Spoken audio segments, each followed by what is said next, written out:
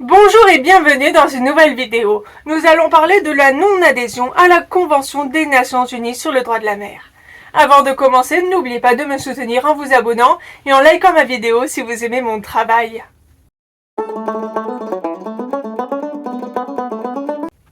La Convention des Nations Unies sur le droit de la mer, ou Convention de Montego Bay, ville de Jamaïque où elle a été adoptée le 10 décembre 1982, est parfois désignée en tant que Convention des océans.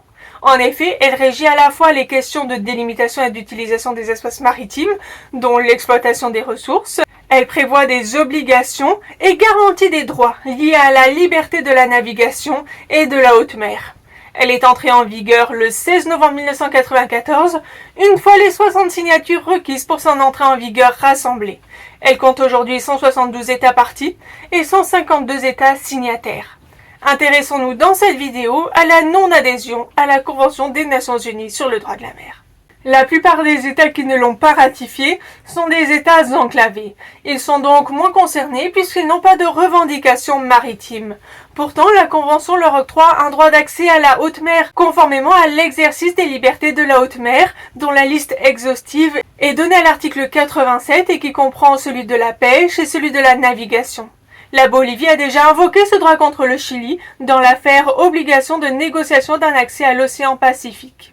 Un certain nombre d'États bordant la mer d'Aral ne l'ont pas ratifié non plus.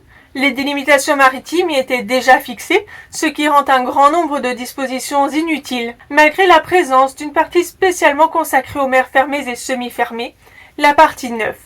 Celle-ci prévoit une obligation de coopération et de coordination des États en matière de gestion des ressources et de protection et préservation du milieu marin.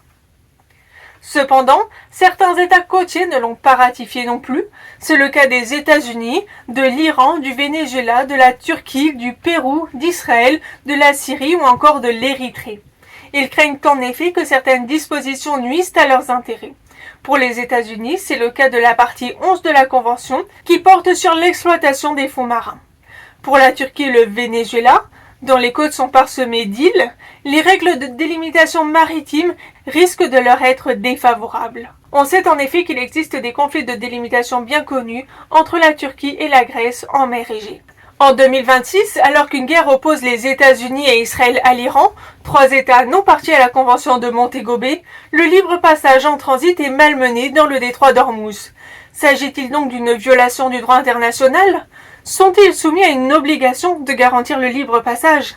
Les États-Unis, s'ils ne sont pas partis à la Convention, sont toutefois les plus grands défenseurs de la liberté de la navigation et participent régulièrement à des missions dans ce but, notamment en mer de Chine, dans des zones revendiquées par la République populaire de Chine en infraction du droit international, alors que la Chine est quant à elle bel et bien État partie à la Convention.